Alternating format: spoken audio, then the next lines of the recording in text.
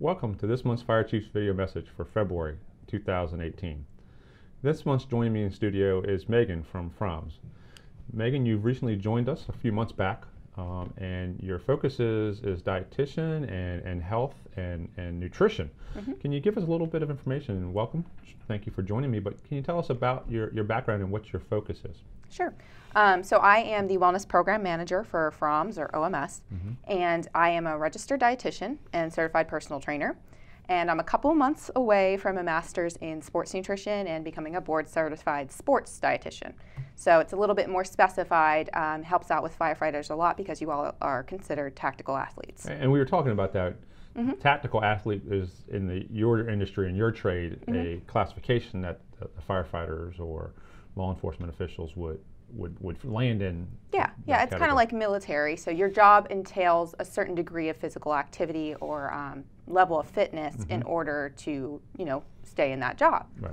Excellent. So as you've been exposed to us over the last several months, you've gotten to know, you've been involved with CPAT, you've been involved with station visits, and we're going to talk about that coming downstream.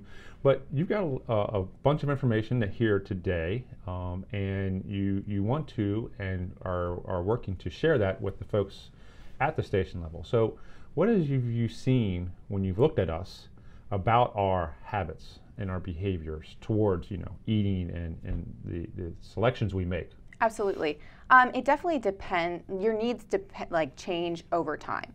So, as a recruit, you're not necessarily going to be as restricted to how much you eat. You can eat a lot more because, one, your time is restricted. You only have certain times to eat. And two, your physical activity is through the roof.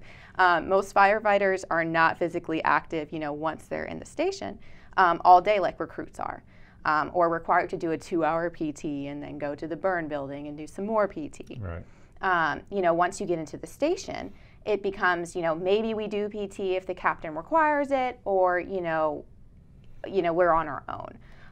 And sometimes some stations are busier than others. So Station 8, you might be running calls all day, whereas a slower station, it may not be that way. And one of the unique natures there is as an organization and as this department, we are provided, and we do provide the opportunity, meaning the equipment and the facilities, absolutely, as well as the scheduled time to do physical fitness. And as you said, busier stations, it's challenging to put it in. But the other key point there is the personal motivation and the personal commitment to do it. Absolutely. You can get it in, maybe it's in 20-minute chunks or not a full 2-hour block that's contiguous. But everybody who wants to do it and gets it done can work and get a good workout in throughout the day. So, as you say, once you're at the station, the influences change is the best way to describe it. Absolutely. Yep. And when you're between that, you're a rookie and you're somewhere between recruit class and actually, a full-fledged firefighter, you kind of have that motivation of the IPE to really force you to do it or motivate you to do it. I think some of the challenges that firefighters face, 5-10 years in, is the motivations kind of change. Stress comes into play. Things are happening at home, and they're bringing it to the station, not necessarily on purpose.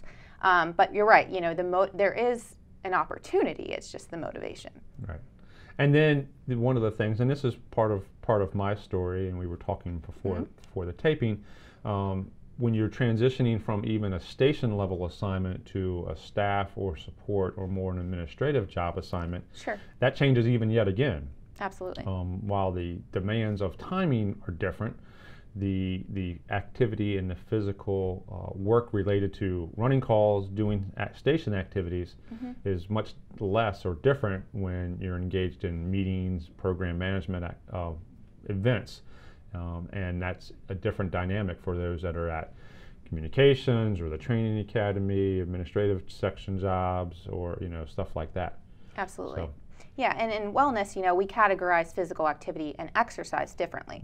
Your physical activity level is something that you don't necessarily plan. It's just it's planned into your life, whether your job requires it or you just choose to park further away from your work.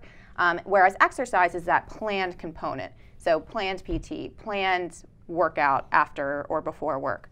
So, with those staff level positions where you're stuck behind a desk, most of the day, your physical activity level really dramatically decreases, and so do your caloric requirements. And one of the other features that Montgomery County supports, which is unique as well, is that interaction and that tie with the rec centers. As we do have 37 work sites, or 40 work sites that people can go to, while you may be able to go to one of the rec centers off shift hours, off standby hours, and be able to access the exercise facility there, or an exercise facility at another fire station while you're not on duty, and do that. So as you transition and start talking to us about our food choices, you're really opening the eyes of how and what we should be picking, because our timing is very crunched and specialized. So what do you have for us about food choices, diet, or not diet, but a general category of food selections? Sure. So some of the challenges, I guess, to start with, that I see in the firehouse, it's very high stress, depending. It's either high stress or you're pretty bored. There's not a whole lot to do. And what a lot of people resort to is eating, because it gives you something to do, right? But usually when you're bored, when you're stressed, you're not leaning towards a kale salad, but more of like the higher fat, higher sugar, higher salt foods, like bacon cheeseburgers are a big thing. Ordering pizza, or the community brought you in a whole stack of pizzas. You're limited to time, so whether or not you can even cook because you're running calls all day, or a call happens and you got to turn off the oven and go. Or you're about to sit down and you got to go. So the other thing that you're limited to is cost, so $6 a head. So some of the bigger stations, that might be a little bit easier to work around the cost, but the smaller stations, $30-some isn't a lot for 6 people. Right. And again, eating healthy is our goal, but when you look at that plate and this diagram that you have for us, your portions are one part of it, but it's what we should focus on versus what we should avoid. Sure. What can you tell us about that picture? So for the first picture that I have is actually the diet plan, or the eating style that I recommend for firefighters. And the reason I recommend, it's called the Mediterranean diet, which is based off the diet of people in the Mediterranean regions. So it's very high in olive oil, fruits and vegetables, lean protein, seafood. It's lower in salt or sodium. So basically, that diet is shown or proven to reduce risk factors in cardiovascular disease, cancer, and all-cause mortality, which is all problems that firefighters have a much higher risk for, right? So when we're looking at that plate, half on the left side on the Mediterranean diet plate, you can see half the plate is vegetables. So you're aiming for 3 to 4 servings a day, which can seem like a lot, but if you space it out through the day, it's a little bit easier. About a fourth of that plate is grains, ideally whole grains, beans, legumes, that kind of stuff. And that bottom quarter is lean protein, either salmon, fish, limiting, red meat, pork, and eggs to 18 ounces per week. And then also fruit is a big thing as well. When we talk about, so I did a 24-hour shift at Station 8 just for funsies. And I kind of took a picture of what my plate looked like. Okay. So when you're at the firehouse, you don't always have the option of having the healthiest or most perfect meal, right? But what you can do is portion what you have. So what I have here is half my plate is vegetables. It's a salad with a balsamic vinaigrette. A fourth of the plate is chicken, a chicken breast. A lot of times what most dietitians recommend is the protein be the size of your palm or the size of your fist. Knowing that I work with firefighters, this isn't a big portion for y'all, and you guys get hungry very quickly. So if you want to do a bigger serving the size of your hand, that's lean chicken, fish, seafood, beans and nuts, those kinds of proteins. I'm fine with that. So it's still going to be about a fourth of your plate. And then the last fourth is either some sort of whole grain. So that day at Station 8, we had a piece of cornbread, and then I did a half serving of brown rice. Okay.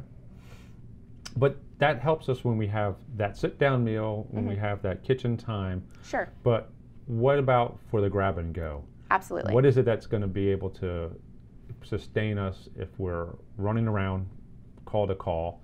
We decide to either already have stuff with us, or we're making that pit stop and grabbing something from, a convenience store? Sure. What should we, be focusing on? Sure. So a great example is Chipotle or one of those style restaurants where you can get some brown rice, beans, chicken. You can throw in some fajita veggies, guacamole, and then kind of limit that carbohydrate portion. So do a half serving of rice because they put a big heaping scoop. Okay. So Chipotle is a great option. You can still go to things like Subway and get a whole grain sub with either lean turkey or chicken on there. If you have to go to 7-Eleven, focusing on either maybe like a protein bar or protein shake, because I know you can't really grab a salad and go, in the ambulance, or some sort of whole grain sub with some lean meat. Okay. So that helps us have things that maybe in our car, in our bag with us, or if we're making that pit stop to grab a meal. What's the other points about anything in the diet or the food selections that you're asking to share with us and that you can bring to the stations? Talk about your station visits and your desire to come talk to more folks. Yeah, absolutely. So I think I've done about 20 station visits since like November of last year. So I'm trying to do about 3 to 5 per month. Where I'm going out to stations, giving a short presentation, a little bit more consolidated than this, and then just leaving room for questions. And if I have time after that, I'll hang out and do some individualized coaching, because what I'm talking about right now may not work for some people. Some people have certain medical conditions like IBS or Crohn's where they can't really do grains. Or some other people can't do as much protein or prefer not to do protein, animal protein at all. So they need some more specific recommendations, and that's where I recommend individual consults. Okay. So, what do you have other information about the food choices?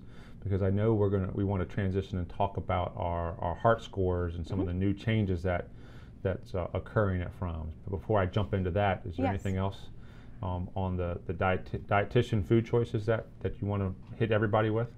I mean, the main thing that I see with firefighters is not a whole lot of vegetables. So really, if you're looking to make a change right after this video, it would be to try and get another serving of vegetables. And if it's not vegetables, try and get more water, because hydration is another big issue with y'all. And the vegetables can be raw, they can be leafy vegetables, anything in the vegetable category that they should avoid, or is everything pretty much equal when you're hitting vegetables? Sure. So we usually say limit the starchy vegetables. So things like corn, potatoes, limit those portions, peas, beans, that kind of thing, just because they're a little bit higher in carbohydrate and you don't need as much depending on how active you are.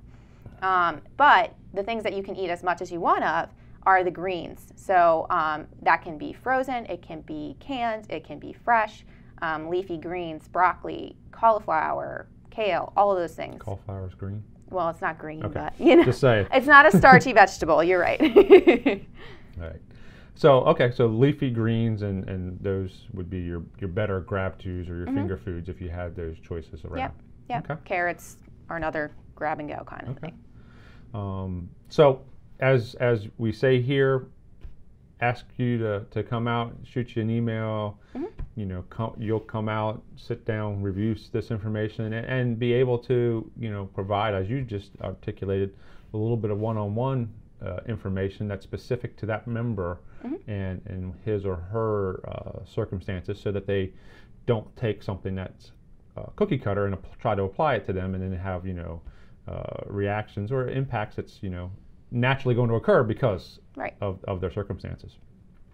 So we've talked, Jill's been here in that chair before, as we talk about our heart scoring and all of the factors towards heart health. I'm really impressed and really like this new chart that you all at Fromm's have come together. And collectively on the front and back of that chart, it's going to flat out show us, meaning the people who get it, everybody who's coming in for their evaluation, it's going to show us all those risk factors. Can you give us a little bit about, what that chart and that takeaway, that piece of paper that we'll be leaving with, and what the purpose is of it? Yeah, sure. So basically, Dr. Captain and I were talking, handing you guys a sheet of blood work, it's not really applicable. You read it and it's like, I don't really know what these numbers mean. You know, there's an H next to this one, meaning it's high. There's a L next to this one, meaning it's low. Is that good? Is that bad? You know, it can be scary if you haven't had that explanation by the physician or by a dietitian.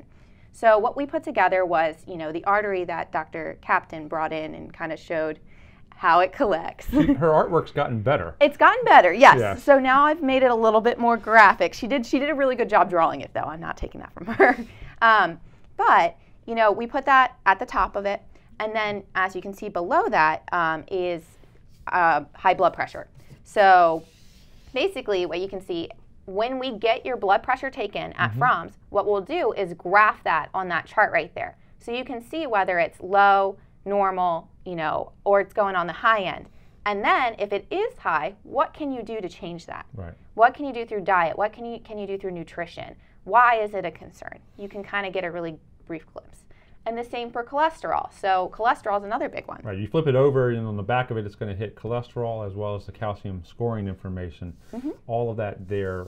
And cholesterol breaks out into those 4 key components. Yes. And each one of them is a different nature, and you know, the good cholesterol, the bad cholesterol, and the triglycerides, and the total overall. So this will allow us, because our number will be put there. It'll be, you know, a bar shown in the chart, the graph itself, and then, you know, we'll have a takeaway.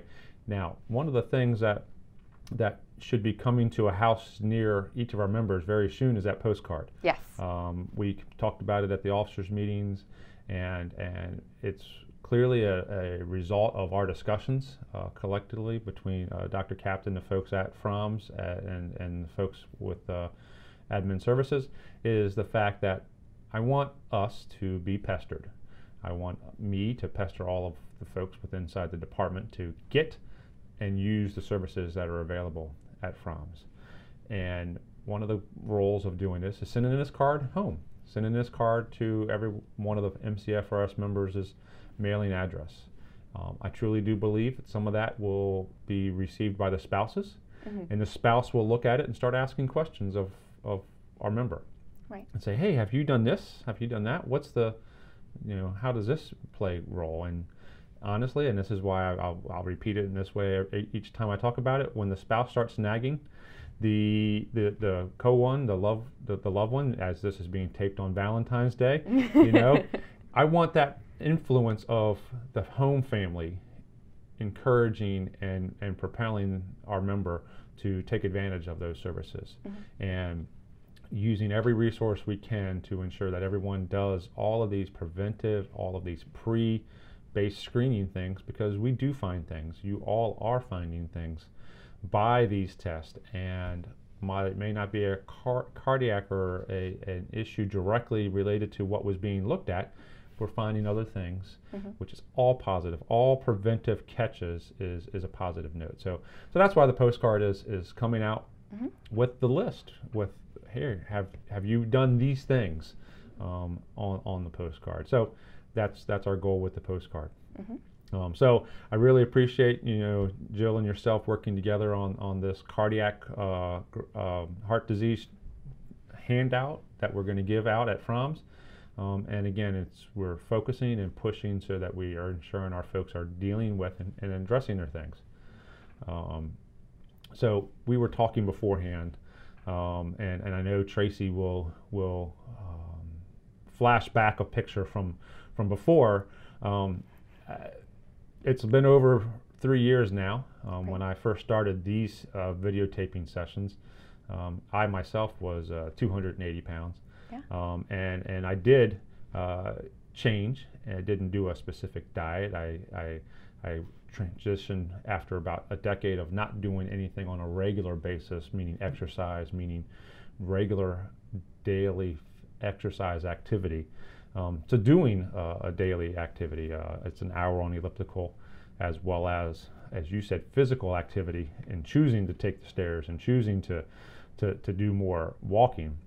But I just moderation in what I choose, picking the better things. And yeah, if we're having pizza, yeah, I'll still have pizza, but you know, then I'll balance and moderate, you know, a little more in the next following days. And on a regular day, I'm somewhere in the 2:15 or so. Yeah. And that's just because I realized I needed to take a better care of myself. So that was my story, and I've had people look at me and say, well, they didn't recognize me, and people who don't see me from time to time. So that was good, and the benefit of we're all here, and we need to take advantage of the resources we have. So, right. Thank you very much. Anything else to add from the Fromm's perspective? So we've added the hemoglobin A1C testing. Some changes in the testing that we're doing on the blood points. Yes. So basically, that's going to be a screening tool for type 2 diabetes. Just making sure that we know what your blood sugar is over like a 3-month span. So rather than just one test, we can see what it looked like over a longer period of time. Okay. And then we have me for nutrition, and we have Dr. Zingman for injury prevention. So we've got a lot of good stuff. Yep. A board-certified orthopedic surgeon, someone who's now dealing with us, talking with us. You all were interacting with some new PT places. Absolutely a lot of good stuff in the entire wellness perspective, and that's the value. As I was communicating with some folks last month, reach out to Captain Glazer, Chief Coleman, anybody at the Fromm's, to ask those questions, and there will always be the support, response, and engagement to get the right resource to the person and the member in need. Right. So one of the things about our keeping ourselves healthy is, as we do that, we also are engaging and trying to ensure we keep our community safe. We strive to prevent the 911 call as one of our mission objectives, and that's both through community education as well as prevention of the need for the emergency 911 call. And smoke alarms are one of those key things. You got smoke alarms in your house? Yes. Do they have brand 10-year? New. Brand new? Brand new. 10-year detectors, 10-year batteries? Yes. Okay, so that law went into effect on January 1st, and the interest level from the community has been overwhelming. And it's a great situation to be engaging with. We used to have about 40 to 50 requests a month come in for home safety checks through the MC Safe website or through 311. Folks that would call, community outreach would schedule them. There was, like I said, about 40 to 60 home safety checks per month. The number rocketed, and I use that phrase very succinctly, rocketed up. The month of December last year, there was 450 requests for home safety checks. Because everybody was seeing the media information, seeing the push of the January 1st change to the 10-year smoke detectors. And there's absolutely some confusion in that because of the difference between hardwired detectors and battery detectors, the 3 different splits in the age range of the structures. But I want to say thank you to all of the folks at the stations, because as we are today, as we will the rest of this week, and as we have for the last month, we are going out on a daily basis in what we're identifying as a surge, going out and hitting those homes. These people have called us and asked us to come check their smoke detectors, come help them. We are currently as this graphic here shows, we had 633 requests. Each of these dots on the map reflects a request that was made, some of them which have been already fulfilled, some of them that are still pending. And as the units go out there and have these time scheduled appointments, we're going in and we're putting detectors up. We're going in and making sure that they have detectors. They may need to go and follow on and get more detectors because their house needs 5 detectors, and we're traditionally leaving 2 detectors at a residence so that the sleeping areas are protected and the exit path from the sleeping areas is protected with an alarm. And that's critical because people who have smoke alarms, who have that early warning capability, have that opportunity to get out. And it's been proven time and time again that when we get there and we find the detector that had no battery or there was no detector, that frequently correlates to an incident where we've had a patient injured or worse. So as we sent home the flyers in November about the alarm change and the requirements, I want to say again through the video here, thanks to all the folks at the station level. If it comes through the duty chief and the coordinated activities with risk reduction, or if someone just calls the firehouse and asks, can the station stop by? Absolutely. Our goal is to, ensure we have the hardware, meaning the detectors, make sure that they have a 10-year battery detector and that they have them in place. And we have handouts to give if you needed to get more detectors and you have hardwired detectors or not, some suggested points that the folks could use when they go to their hardware store or touch base with their own electrician to do that. So it's been a lot of work.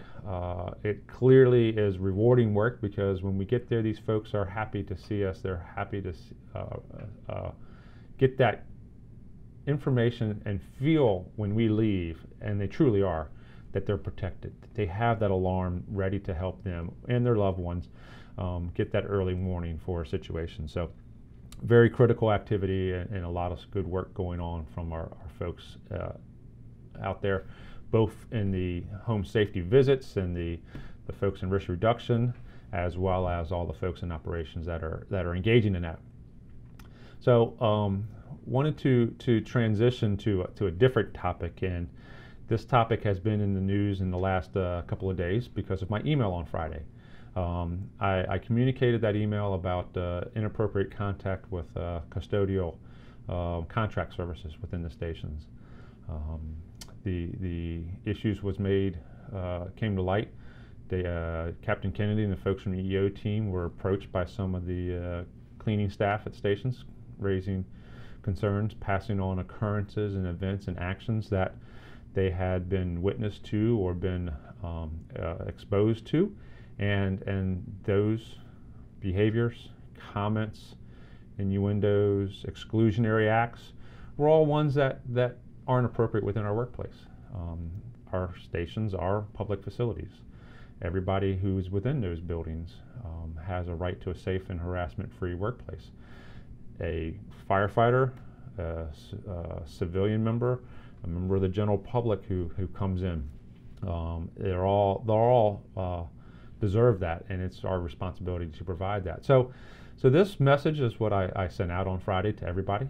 I had communicated it to the duty chiefs prior to that on the weekend, so that they passed it out to the stations and relayed those expectations and how those behaviors didn't sync with our guiding principles. And that's really one of the things I wanted everybody to look at. We have to be impartial. We have to work with the public trust. We have to be discrimination and harassment free. And these situations, while the folks who came forward didn't wish to file a claim and provide us other specific information so I could do an investigation related to the specific events, if information comes to light that gives me direction that way, we will follow up and we will do an investigation and take action as necessary. I felt that it was significant, and as I have and continue to say to the folks that were asking, this is why I communicated it in the manner. I wanted everybody within MCF for us to see that. So we've got a great organization. We got a lot of great folks, and the actions of a few have tarnished the high quality actions of us all, and that's disheartening, troubling, and is something that I know we can work to correct and adjust, because MCFRS is a great organization. So as part of the great organization, thank you for being with us, and the partnership that Inova has joined us has been a little over a year now. Mm-hmm. And totally see the exercise and the effort that is ongoing at FROMS, and the energy that's coming out of there to build us together. So anything else from us? Nope, that's for about us it. For today? Yeah, I mean, feel free to reach out to me for any nutrition services, either a station visit, individual consultation. Again, my name's Megan Lautz at MontgomeryCountyMD.gov. Okay. Thank you. Well, good deal. And again, we are in the middle of February. It's been a pretty gentle winter season. It's supposed to be pretty warm soon, but understand we're still in February. It still has a chance of winter being here and snow and cold. So we've had a busy period at the end of the year with some fires and activities, but our readiness involves being ready to come to our work duty night standby period or shift activity, and that starts before we get there. Megan's points are things that go 24 hours a day, 7 days a week, all year round. Being ready, having the right food, nutrition, and dietary information to support, our lifestyles as we are in this emergency service. So, till next month's message, take care, be safe, and reach out to Megan, find out more about her services. Thank you.